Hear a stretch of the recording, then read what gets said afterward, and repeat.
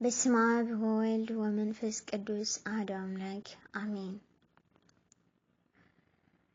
ቅዱስ ሚካኤል ፍታዊ ንኹሉ ምሕረት ይረክብ ኪዳንካ ዝሕሉ። ቅዱስ ሚካኤል ፍታዊ ንኹሉ ምሕረት ይረክብ ኪዳንካ ዝሕሉ። ቅዱስ ሚካኤል ፍታዊ ንኹሉ ምሕረት ይረክብ ኪዳንካ ዝሕሉ። ቅጽልምካ ዘርግሕ ሚካኤል ምራሕ መንገደይ ምድሪ ከይመሲ ብጊዜ ክበጽሕ ቤተይ። ኣዝነዊሕ ተጉዕዞይ ብዘይ ረድኤትካ ደገፍ ኮነኒ ሃበኒ በትሪ ምርኩዝካ በትሪ ምርኩዝካ። ቅዱስ ሚካኤል ፍታዊ ንኹሉ ምሕረት ይረክብ ኪዳንካ ዝሕሉ። ተጠምጢሙኒ ጸላኢ ብእሳት ሰንሰለት ኣናግፈኒ ሚካኤል ብናይ ሲብ ስሕለት።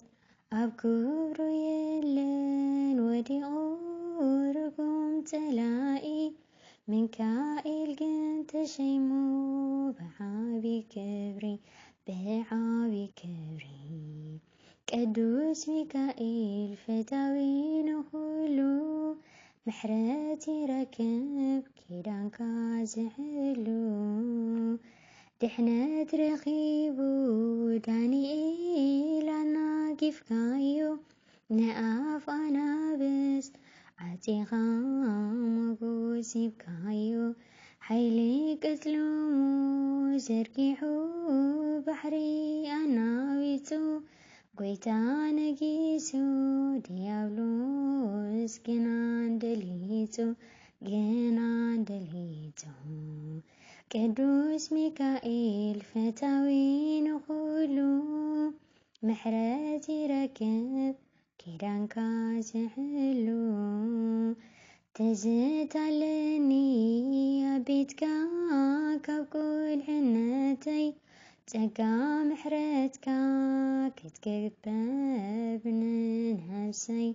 ከዘምር እምበር ኣምላኸይ ከመስግን ኣነስ ዝሕልወኒ ብኣኻ ናብ ሞት ከይምለስ ናብ ሞት ከይምለስ።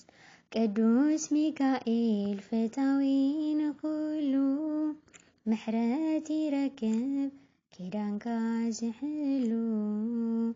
ቅዱስ ሚካኤል ፍታዊ ንኹሉ ምሕረት ይረክብ ኪዳንካ ዝሕሉ።